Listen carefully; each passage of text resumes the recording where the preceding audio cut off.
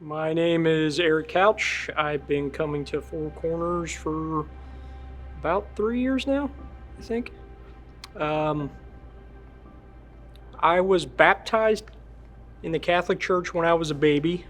Um, we really didn't go to church much when I was a kid. My dad was a police officer, kind of like how I am, and we went to funerals and weddings and whatnot, so I didn't have a big religious impact in my youth.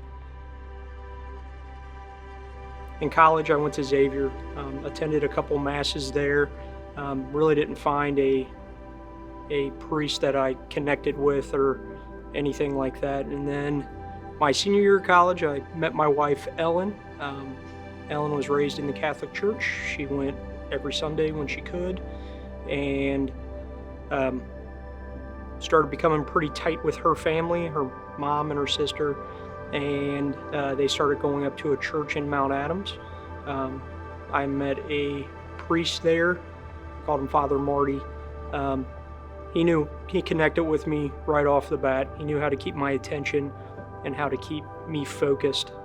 I think part of going to Xavier too was that I'd attend several theology classes, and it caused me to question faith quite a bit. I started noticing after we got married and before we had kids, we would go to Mass, and I would look around and I would see people doing their grocery lists. I would see people who were there more or less just to say they went to church and not really digesting the message. But Father Marty's homilies were short, sweet, to the point, and very impactful on me, which kind of got me wanting to learn a little bit more and more every week.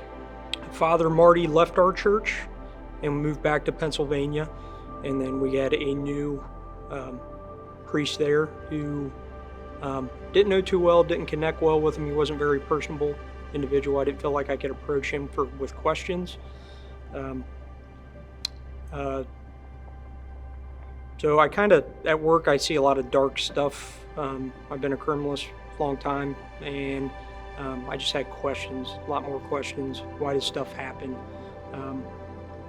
Why do people do such bad things to each other and whatnot? And it continued me to, I guess, want to seek Christ more and just understand why God would let stuff like this happen.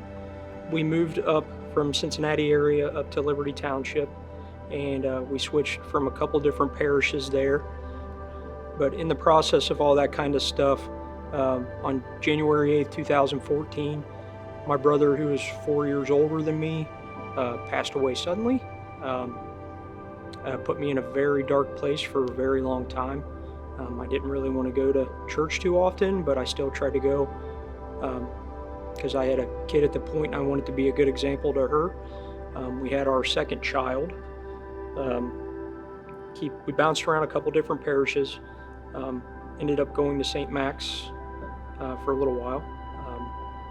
That pastor ended up getting indicted for harming kids, which in my job I arrest people who do that. So I'm like, I can't do this anymore. I can't deal with scandal. I can't deal with cover-ups. Church is a place of peace for me. I remember back probably a couple months after my brother died, I was working the detail at this church. Looked totally different than it does now. This place had a lot of energy. I could tell people were very heavily caffeinated because of the coffee and the iced tea. I used to joke around and call people here the caffeinated Christians, but everybody was positive. Everybody was super.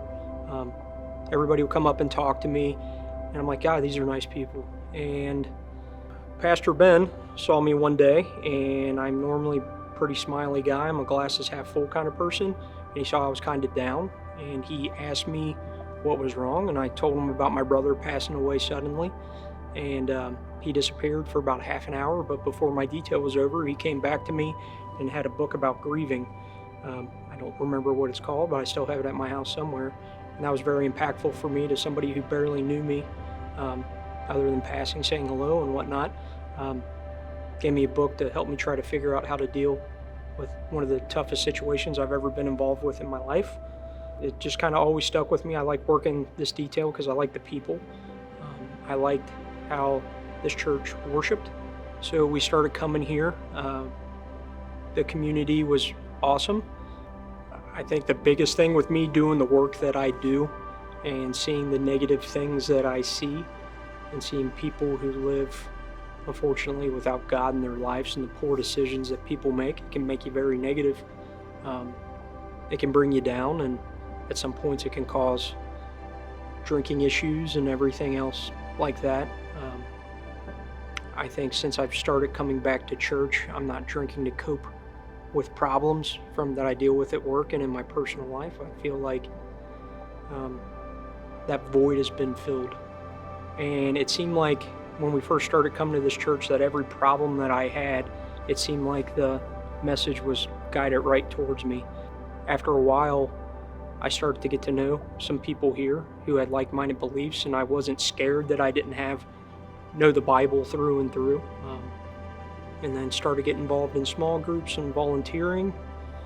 And nothing makes me more proud than I'll ask my youngest, Nora, who's 6, like, she won't tell me what she learned, but then all of a sudden I'll hear her walking around the house singing songs that she learned in church.